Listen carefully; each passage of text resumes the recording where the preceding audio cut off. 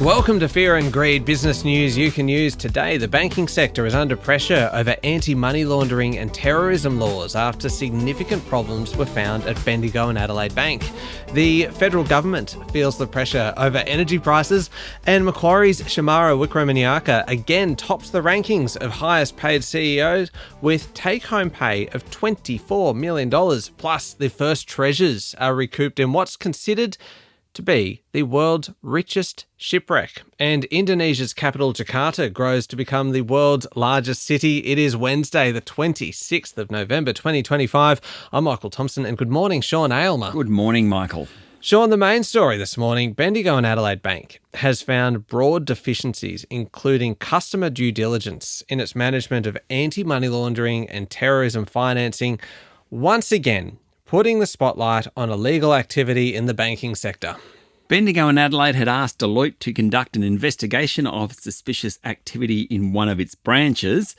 The review ultimately identified weaknesses and deficiencies across many key aspects of the bank's anti-money laundering and terrorist financing risk management program. It also found problems with risk oversight, transaction monitoring, and the bank's approach to applying risk ratings on customers. That's across the whole bank, not just the branch in question. Kudos to Bendigo and Adelaide, I suppose, for getting Deloitte to do it, but they sort of stirred up a hornet's nest, basically. Fixing the problems will cost the bank, although how much is a little unclear. Now, the Bendigo and Adelaide board said it was very disappointed by the findings, so to our investors, its share price fell 7% yesterday. The banks, Sean, collectively, we're not just talking about Bendigo and Adelaide here, we're talking collectively, they've got quite a track record of breaking anti-money laundering and terrorism rules. Yes. I mean, where to start? We had Bank of Queensland 2023. Yeah. Did an agreement with Austrac after the agency found it had inadequate anti-money laundering controls. Prior to that, National Australia Bank accepted a similar undertaking. In 2020, Westpac, this was the big one, agreed to pay a $1.3 billion fine after the discovery of serious and systemic failings that ultimately led to the then replacement of the bank CEO. Commonwealth Bank ended up in court in 2017 over claims its deposit machines had been exploited by criminals and terrorists. Commonwealth Bank paid $700 million to settle the matter. It can't be easy keeping up with criminals and terrorists. Yeah. So I do have some sympathy for the banks, but it still shouldn't happen. Yeah, they've got so many systems and so much data and so many customers. It is a kind of logistical challenge for them. But what's this mean for investors? How much does this unsettle investors? And I'm not just talking about Bendigo and Adelaide, because we got an indication yesterday they were sold off 7%, but more broadly for the sector, what does it mean? Well, this issue seems pretty specific to the regional bank, but it just gives investors a reason to sell the banks. And we've seen this in recent weeks. Any reason to sell, that's what investors are doing. So for months, analysts have argued the banks are overvalued, particularly Commonwealth Bank. In more recent weeks, they've actually been taking action on that. The Bendigo and Adelaide news raises questions about anti-money laundering, terror financing controls across all the sector. Now, yesterday, all the big banks underperformed the market. There wasn't any particular reason, but probably except for the Bendigo and Adelaide news. CommBank's now down 20% since its peak back in the middle of the year. ANZ's off 11% from its peak, which is earlier in the month. NAB's off 10% from late last month. Westpac is the outperformer. It's down only 7%. So all this news, it just keeps weighing on bank share prices. Do you think banks have a greater kind of social responsibility? Because considering how important they are as a pillar of the economy, do they have a greater social responsibility? Great question, because I have argued with bank CEOs over this over the years. They need a social license like miners do, but it's even more important because all of our pay is going to a bank. And so there's actually a utility value in a bank. The banks are, our employers put money in the bank, so we have to have a bank. That's not the case with miners. Yeah. So I think their social good is greater than almost any other sector. Okay. All right. Federal question time yesterday was focused on energy costs with Coalition MP after coalition MP using an example of a business from their electorates to ask when will power prices come down. It was quite a concerted campaign, wasn't it? Yeah, so Minister for Climate Change and Energy Chris Bowen was the target of the questions. He basically said the opposition didn't have an energy policy and not pursuing net zero would lead to higher prices. He also defended his role as chief negotiator for COP31 next year, saying it was a part-time role only. But I think the opposition has done a pretty good job in the past couple of days focusing on energy prices. That's much more sensible than focusing on the T-shirt that Anthony Albanese wears off a plane, because it really matters. Meanwhile, Federal Treasurer Jim Chalmers said today's release of the first expanded monthly inflation figure from the Bureau of Statistics, we know the Cook's very excited about this one, could show a jump in prices due to the unwinding of some state energy rebates, but really we should all be focusing on the underlying rate, which will exclude those changes. I'm looking forward to seeing that release today. It's quite exciting, isn't it? Very exciting. But you are right about the comment about the coalition, and that is a very effective point to try and nail the government on, but it's just so good to see them not focusing on themselves as well, because there's been so much infighting and so much drama, and it gets us nowhere, right? But you know the next story is all about infighting and drama. I know, we have to mention it because it is spectacular. Former Nationals leader Barnaby Joyce does look like he's edging closer to joining Pauline Hanson's One Nation party. His current party teammates are hitting out at him, and there's that spectacular scene that you're about to tell us about. It was a very public private meeting. Hanson and Joyce had dinner together on Monday night. We all saw the footage of the after-hours dinner, Hanson cooking a Wagyu steak on a sandwich press in her office. That's the way to do it. It brings out the marbling. Yes. Just perfect. It's just like every chef in the country is shuddering at the thought of cooking that steak on a sandwich press. So what we had Pauline Hanson wearing the burqa into Senate. She was suspended for 7 days for that particular trick yesterday. And then, this private meeting and footage everywhere of it. So, obviously a setup.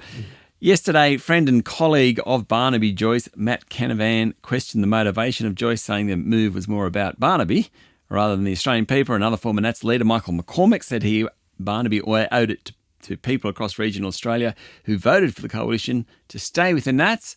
Barnaby will do whatever Barnaby wants. I think that's fairly safe to assume. Okay, lots still to come. Back in a moment with the rest of the day's business news.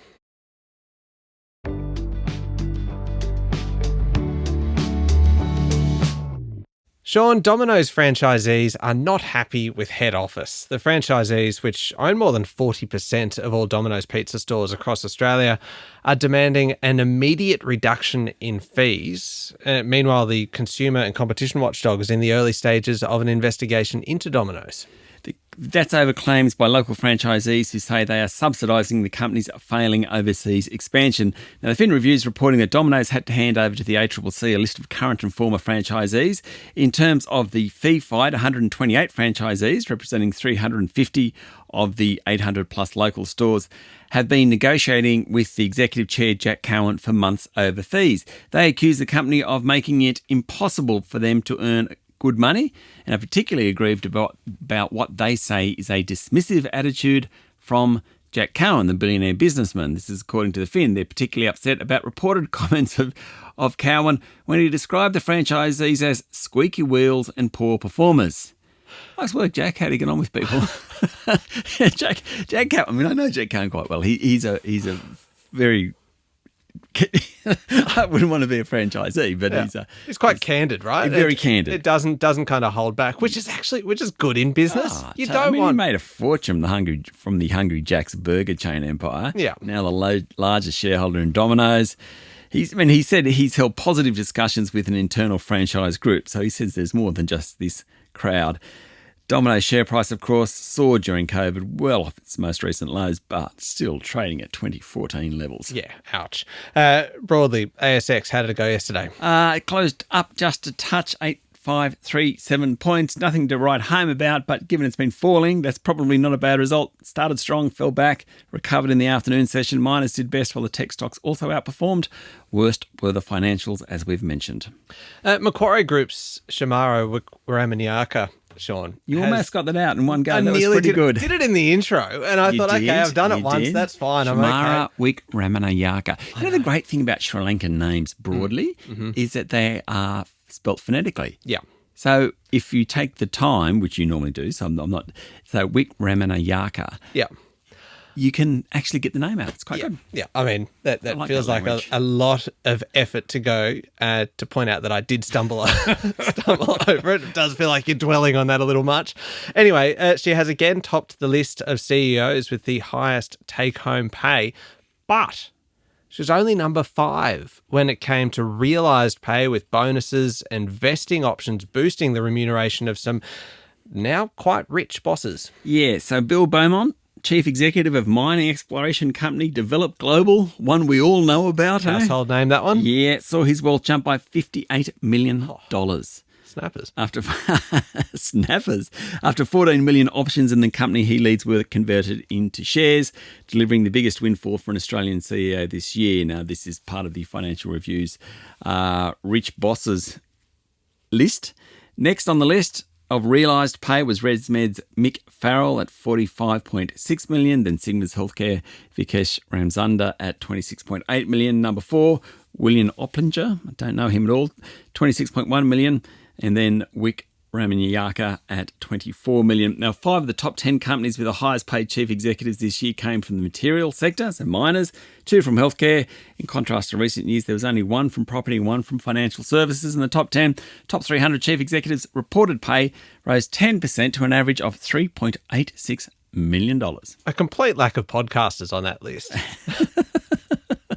We must do what we can to rectify this, Sean. Yes. Okay, turning to international news now, and Russia has launched a wave of attacks on Ukraine's capital, Kiev, striking residential buildings and energy infrastructure as peace negotiations do appear to be progressing. Ukraine's energy ministry said that energy infrastructure had been hit without specifying what type or the extent of the damage, according to AP.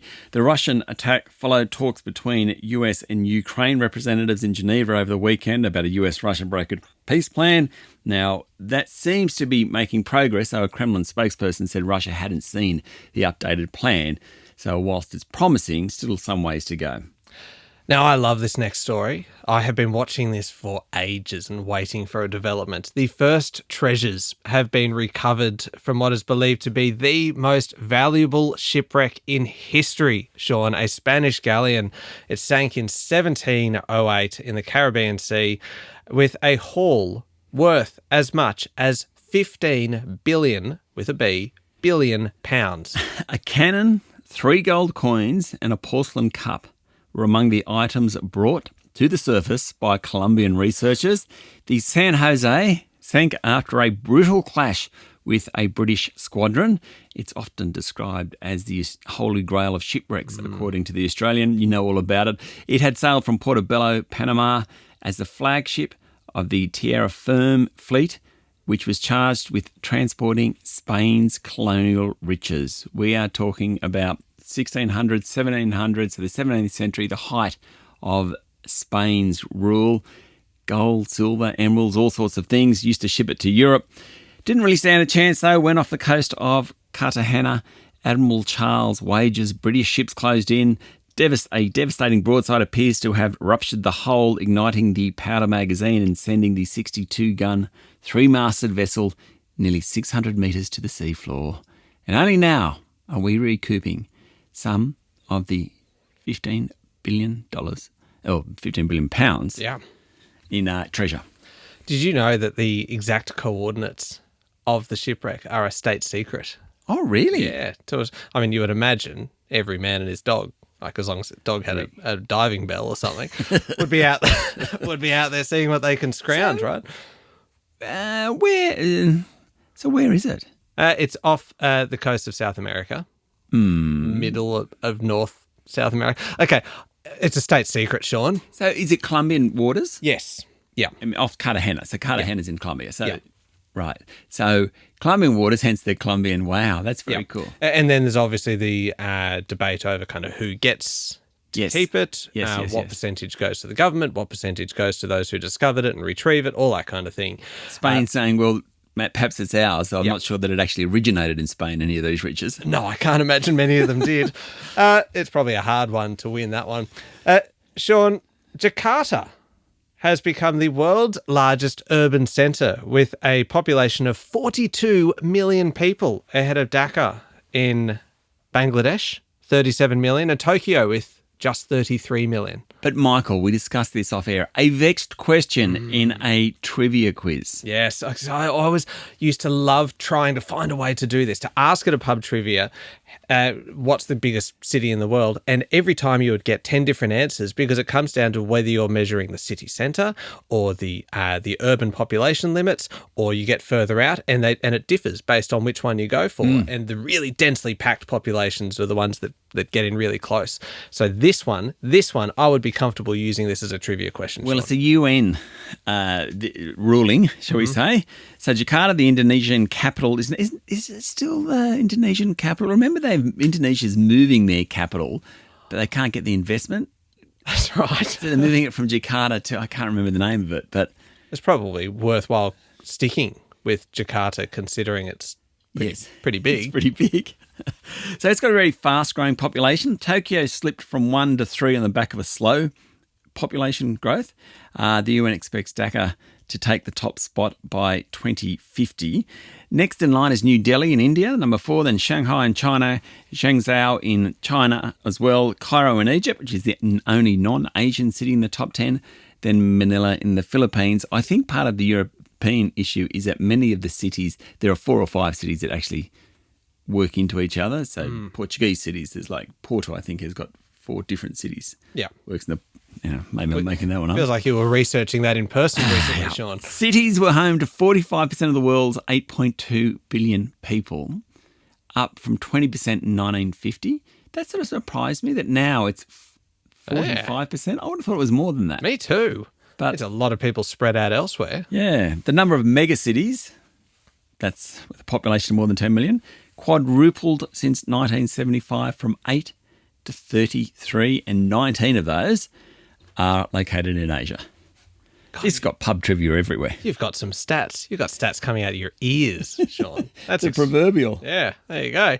Up next is Fear and Greed Q&A today. You're speaking with McGrath Nichols, Jason Ireland and Sean Wiles. So the 13th Annual Working Capital Report is out. What's great about it is it's a cash flow story, because it's kind of working capital is the antithesis to cash flow, and some really interesting findings about the improvement in working capital records, such that people are actually getting more money in the door weeks ahead of when they did previously, which helps cash flow. Yeah. We love working with McGrath Nichols. We do this every year, talking to them about this. They're great supporters of the podcast, and it's a really interesting story they're telling. It's coming up next in the Fear and Greed playlist on your podcast platform, or at fearandgreed.com.au, which is where you sign up for the free daily newsletter, which is a ripper of a read, Sean. Ripper of a read. Indeed. Thank you very much. Thanks, Michael. It's Wednesday, the 26th of November, 2025. Make sure you're following the podcast, and please join us online on LinkedIn, Instagram, X, TikTok and Facebook.